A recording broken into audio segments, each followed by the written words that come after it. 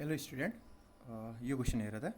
यसमा के भनेको छ भन्दाखेरि दुईटा प्लेन मिररलाई चाहिँ थीटा डिग्रीले चाहिँ इन्क्लाइन गरेर राखेको रहेछ। म यहाँ ड्र गर्दैछु सोलुसनमा।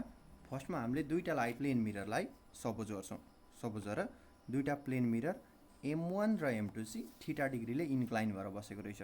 म ड्र गर्दैछु यहाँनिर। सपोज यो मिरर M1, अर्को मिरर M2 र थीटा भनेको यो दुईटा मिररको एंगल अफ इन्क्लिनेसन। दुईटा मिरर यसरी इन्क्लाइन भएको रहेछ। मैले यो दुईटाको जंक्सनलाई O भनेर नेम दिएँ, जोइन्टलाई। अब क्वेसनमा भनेको छ फर्स्ट मिररमा लाइट रेज होरिजेन्टली आएर इन्सिडेन्ट हुँदैछ। त्यसो भए फर्स्ट मिररमा लाइट रेज होरिजेन्टली आएर इन्सिडेन्ट हुँदैछ। मैले लाइट रेजको नेम दिएँ IA.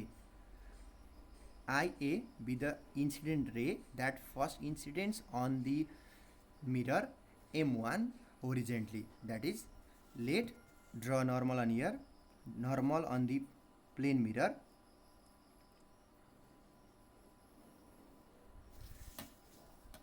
and this angle be the, let I1 be the angle of incidence on the first mirror. अब लाइट रेज मिररमा फल गरेपछि रिफ्लेक्ट भएर जाँदाखेरि हामीलाई थाहा छ मिररले ल अफ रिफ्लेक्सन फलो गर्छ भनेको एंगल अफ इन्सिडेन्स र एंगल अफ रिफ्लेक्सन इक्वल हुनुपर्छ।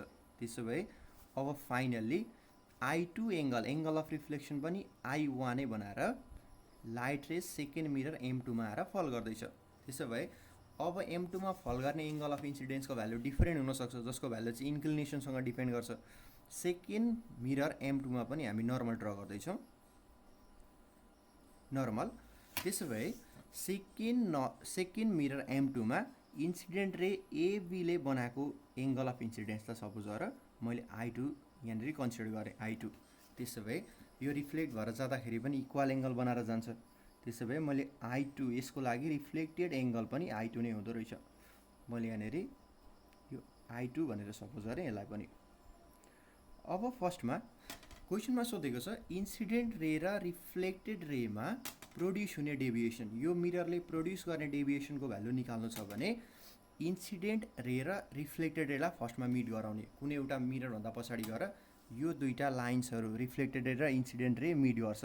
त्यसो भए फर्स्ट रेज इन्सिडेन्ट लाइट रेजलाई म यहाँनिरबाट प्रोड्युस गर्दैछु फरवर्ड डिरेक्सनमा। सिमिलरली रिफ्लेक्टेड रेलाई पनि हामी प्रोड्युस गर्छौँ र कुनै एउटा पोइन्टमा गएर मिट गराउँछौँ।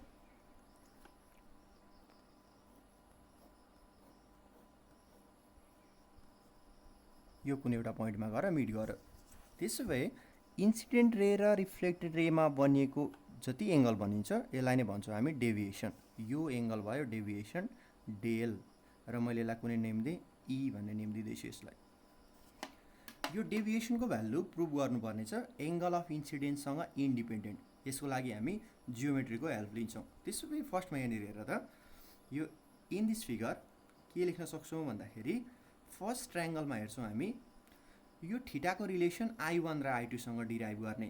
त्यसको लागि यो एंगल कति हुन्छ, यो एंगल जहाँ चाहिँ हामी के भन्न सक्छौँ भन्दाखेरि यो नर्मल मैले नेम दिँदैछु N1 N2 नर्मल मिररसँग परपेन्डिकुलर छ। त्यसो भए यो टोटल एंगल भनेको 90 हुनु पर्थ्यो, टोटल एंगल 90। अलरेडी यो एंगल I1 भनेको छ भने अब यो एंगल कति हुनेको, यसमा नेम दिँदाखेरि OAB भनेर लेख्न सक्छौँ। Angle OAB is equal to यो टोटल एंगल 90 र यो अलरेडी I1 भएपछि यो भित्रको एंगल हुन्छ 90 माइनस I1। यो एंगल आयो 90 माइनस I1। सिमिलरली अब फेरि हामी यो एंगललाई गएर क्याल्कुलेट गर्दैछौँ। यो एंगल यहाँनिर हेर, यो एंगल भनेको अलरेडी यो N3 N4 normal mirror M2 सँग परपेन्डिकुलर छ भने यो टोटल एंगल भनेको 90, टोटल एंगल 90 नर्मल हो। त्यसो भए यो एंगल I2 भएपछि भित्रको एंगल हुनुपर्छ 90 माइनस I2। नेममा हेर्छौँ भने OBA, angle OBA equal to 90 minus I2 यति लेख्न सक्छौँ। अब ट्रायंगल AOB लाई हामीले स्टडी गर्यौँ भने इन ट्रायंगल OAB,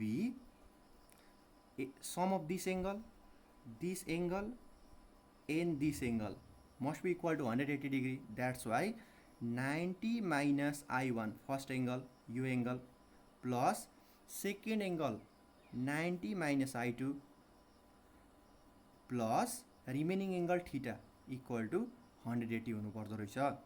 और यहाँबाट सल्भ गर्ने 90 plus 90 180 minus I1 plus I2 लाई मैले सममा लेख्दिएँ plus theta equal to 180 degree.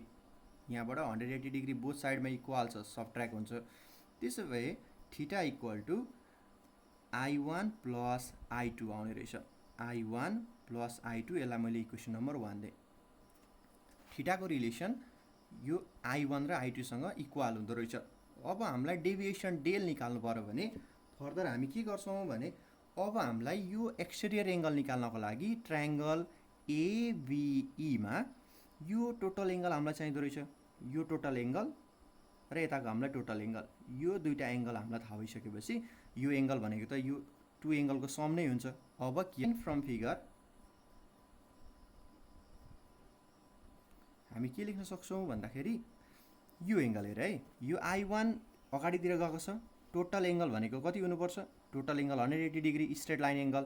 त्यसो भए यो टोटल एंगल स्ट्रेट लाइन एंगलमा यो I1 plus remaining angle equal to 180 degree being straight line angle. त्यसो भए यहाँ हामी के लेख्न सक्छौँ भन्दाखेरि यो एंगललाई मैले टोटल एंगललाई x लेखेँ भने x plus I1 plus I1 plus I1 which is equal to 180 degree रिजनमा लेख्न सक्छौँ हामी बिङ स्ट्रेट लाइन एंगल।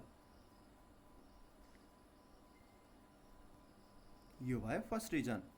अब यहाँबाट के गर्न सक्यौँ भन्दाखेरि यहाँबाट x को भ्यालु हुँदो रहेछ 180 माइनस 2I1, यसलाई मैले इक्वेसन नम्बर 2 पुट गर्दैछु। And I2 plus y another इन्डमा हेर्ने I2 प्लस y फेरि एड गर्दाखेरि 180 डिग्री नै हुने रहेछ। I2 plus y that is equal to 180 degree. Reason same, being straight line angle. अब यहाँबाट सल्भ गर्दाखेरि के रिजल्ट आयो भन्दाखेरि यहाँनेरि y को भ्यालु 180 माइनस I2 हुँदो रहेछ। यसलाई मैले इक्वेसन नम्बर 3 पुट गरेँ। अब x र y को भ्यालु निकालेपछि डेल त इजिली आउँछ। अब हामी ट्रायंगलमा हेर्छौँ ABE ट्रायंगलमा डेल को value sum of x plus y। Then हामी के गर्न सक्छौँ भन्दाखेरि in triangle ABE del equal to x plus y। Reason थाहा छ हामीलाई, एक्सटेरियर एंगल भनेको अपोजिट साइड को इंटेरियर एंगल को समसँग इक्वल हुन्छ ट्रायंगलमा। त्यसो भए डेभिएसन को भ्यालु डेल को भ्यालु निकाल्नको लागि x र y को भ्यालु इक्वेसन नम्बर 2 र 3 बाट सब्स्टिट्युट गर्ने। यसको भ्यालु 180 माइनस 2I1 x को भ्यालु प्लस y को भ्यालु 180 माइनस 2I2, मैले I2 मात्र लेखेको छु, 2I2 हुन्छ यहाँनेरि equal to 180 plus 180 360 degree minus 2 common आयो भने I1 प्लस I2 हुँदो रहेछ, दुईटै नेगेटिभमा छ, equal two 360 minus 2 times I1 र I2 को भ्यालु इक्वेसन नम्बर 1 बाट सब्स्टिट्युट गर्नु भने यसको भ्यालु छ theta, angle of inclination between the two mirror, that is theta. रिजनमा लेख्न सक्छौ फ्रम इक्वेसन 1। अब हामीलाई एन्सरमा दिएको छ 360 डिग्रीमा नराखेर रेडियनमा राखेको छ, which is equal to 2 pi minus 2 theta.